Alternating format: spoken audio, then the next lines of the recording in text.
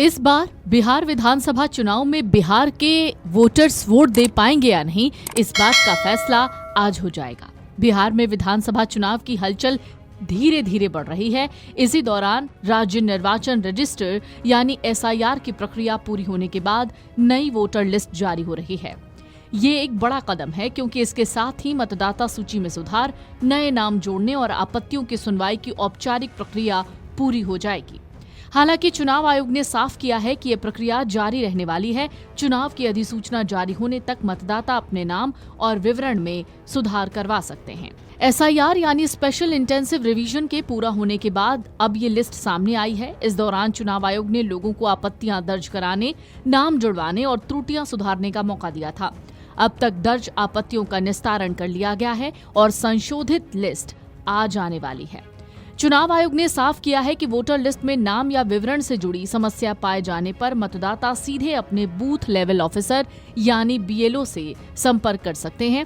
इसके लिए फॉर्म 6 नया नाम जुड़वाने के लिए और फॉर्म 8 गलती सुधारने के लिए भरा जा सकता है। जिला स्तर पर जिला निर्वाचन पदाधिकारी DM भी इस प्रक्रिया पर नजर रखते हैं। लोग वहां भी अपनी शिकायत दर्ज करा सकते हैं। सबसे महत्वपूर्ण बात यह है कि सुधार की प्रक्रिया चुनाव की अधिसूचना आने तक जारी रहेगी, यानी मतदाता लिस्ट को पूरी तरीके से अंतिम रूप तब मिलेगा जब चुनाव की तारीखों का ऐलान हो जाएगा। आप अपना नाम ऑनलाइन कैसे चेक कर सकते हैं? तकनीकी सुविधा के चलते अब मतदाता अपने नाम और विवरण ऑनलाइन देख सकते हैं। सबसे पहले राष्ट्रीय मतदाता सेवा पोर्टल पर जाएं। यहाँ search in electoral roll option पर क्लिक करें। मतदाता पहचान पत्र, एपिक नंबर या नाम, पिता पति का नाम और जन्म तिथि जैसी जानकारी भरकर खोज की जा सकती है। इसके अलावा राज्य निर्वाचन आयोग की वेबसाइट और मोबाइल ऐप के जरिए भी ये सुविधा उपलब्ध है। बिहार में होने वाले विधानसभा चुनाव का इंतजार जल्द खत्म होने वाला है। भारत निर्वाचन आयोग अगले सप्ताह राज्य के विधानसभा चुनाव का विस्तृत कार्यक्रम जारी कर सकता है। भारत के चुनाव के कानून में इस बात का अधिकार है चुनाव आयोग का कि वो मतदाता सूची का पुनरीक्षण करे। आज जब फाइनल लिस्ट हो रहा है तो 3 सवाल उठाने हैं। क्या जो भारत का नागरिक नहीं है उसको रखा जाए वोटर लिस्ट में? जो मृत हैं उसको रखा जाए? जो दो जगह वोटर हैं उनको रखा जाए? और सबसे बड़ी बात जो घुसपैठिए हैं उनको रखा जाए? यही तो बड़े सवाल है। ये तो हमेशा होता रहा है। हमारे कार्यकर्ता खड़े हैं, हर चुनाव के पहले पुनरीक्षण होता है, हम लोग भी लगते हैं। तो क्या मतलब है इसका?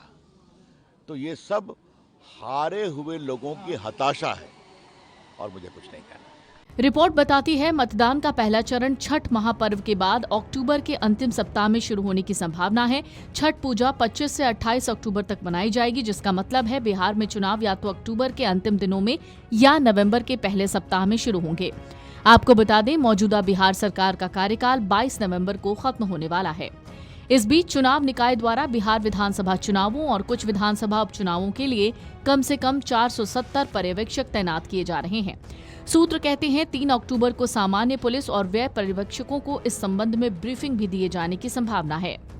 2020 के पिछले चुनाव में बिहार विधानसभा की 243 सीटों में से NDA के पास 125 सीटें थीं, जिसमें BJP के 74, JDU के 43, हम S के 4 विधायक शामिल थे। साथ ही 2 निर्दलीय उम्मीदवारों का समर्थन भी था। विपक्षी इंडिया गठबंधन के पास 110 सदस्य थे, जिसमें राजद 75 विधायकों के साथ सबसे आगे थी। इसके बाद कांग्रेस के 19, CPI-ML लिबरेशन के 12 और CPI-M और CPI के 2-2 सदस्य थे। Video desk amarujala.com। अगर आप ये वीडियो YouTube पर देख रहे हैं तो हमारे चैनल को सब्सक्राइब कर बेल आइकन दबाएं और Facebook पर देख रहे हैं तो हमारे पेज को लाइक करें।